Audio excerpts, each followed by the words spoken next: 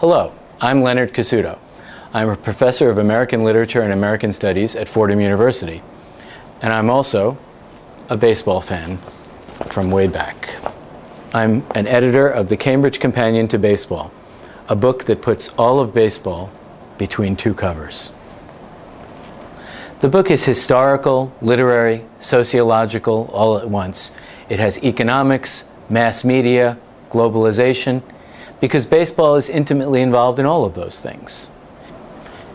Baseball is a game with two glorious pasts and one troubled present. By two pasts, I mean, first of all, there is the real past, what actually happened historically through the development of baseball from a game that was played on the sandlots to the enormous business that it is today.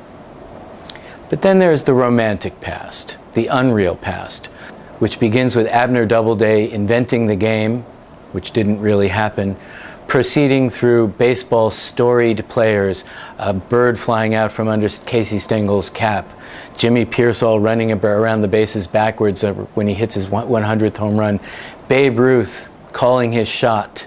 Baseball is built on a series of myths like those. They rest on a certain kind of firm ground, but it's not a complete story of what's going on. For example, baseball is the national pastime. We all know this. But what does it mean to have a national pastime when the nation is at war? We can look at the way that baseball has wrapped itself in the flag, and we can see some real sentiment there, but we can also see some efforts by business to protect itself. Baseball's response to war tells us a lot about the United States' response to war. The Cambridge Companion to Baseball looks at baseball through the lens of American culture, but it also looks at American culture through the lens of baseball. For example, baseball and race relations have been intimately intertwined for over 100 years.